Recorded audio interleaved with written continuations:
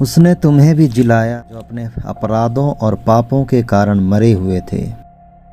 जिनमें तुम पहले संसार की रीति पर और आकाश के अधिकार के हाकिम अर्थात उस आत्मा के अनुसार चलते थे जो अब भी आज्ञा ना मानने वालों में कार्य करता है। इनमें हम भी सब के सब पहले अपने शरीर की लालसाओं में दिन बिताते थे और शरीर और मन की इच्छाएं पूरी करते थे और अन्य लोगों के समान स्वभाव ही से क्रोध की संतान थे। परंतु परमेश्वर ने जो दया का धनी है, उसने उस बड़े प्रेम के कारण जिससे उसने हमसे प्रेम किया, जब हम अपराधों के कारण मरे हुए थे तो हमें मसीह के साथ जिलाया। अनुग्रह ही से हमारा उद्धार हुआ है और मसीह यीशु में उसके साथ उठाया और स्वर्गीय स्थानों में उसके साथ बिठाया, कि वह अपनी उस कृपा से जो मसीह यीशु में हम पर है आने वाले समयों में अपने अनुग्रह का असीम धन दिखाए। क्योंकि विश्वास के द्वारा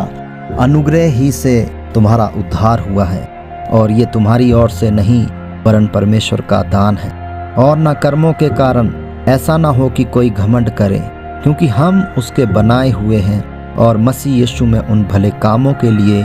सृजे गए जिन्हें परमेश्वर ने पहले से हमारे करने के लिए तैयार किए। इस कारण स्मरण करो कि तुम जो शारीरिक रीति से अन्य जाति हो और जो लोग शरीर में हाथ के किए हुए खतने से खतना वाले कहलाते हैं, वो तुमको खतना रहित कहते हैं। तुम लोग उस समय मसीह से अलग और इज़राइल की प्रजा के पद से अलग किए हुए और प्रतिज्ञा के वाचाओं के भागी ना थे और आशाहीन और जगत में ईश्वर रहित थे।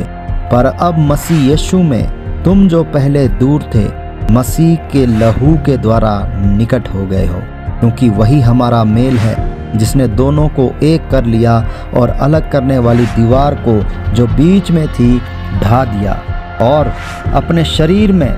पैर अर्थात वे व्यवस्था जिसकी आज्ञाएं विधियों की रीति पर थी मिटा दिया, कि दोनों में अपने में एक नया मनुष्य उत्पन्न करके मेल करा दे, और क्रूस पर बैर को नाश करके इसके द्वारा दोनों को एक देह बनाकर परमेश्वर से मिलाया। उसने आकर तुम्हें जो दूर थे और उन्हें जो निकट थे, दोनों को मेल मिलाप का सुसमाचार सुनाया, क्योंकि उसी के द्वारा हम दोनों की एक आत्मा में पिता के पास पहुंच होती है। इसलिए तुम अब विदेशी और मुसाफिर नहीं हैं, परंतु पवित्र लोगों के संगी स्वदेशी और परमेश्वर के घराने के हो गए, और प्रेरितों और भविष्यवक्ताओं की नींव पर, जिसके कोने का पत्थर मसीह यीशु स्वयं ही है, बनाए गए हो, जिसमें सारी रचना एक साथ मिलकर प्रभु में एक पवित्र मंदिर बनती जाती है, जिसमें तुम भी आत्मा के द्वारा परमेश्वर का निवास स्थान होने के लिए एक साथ बनाए जाते हो। आमीन।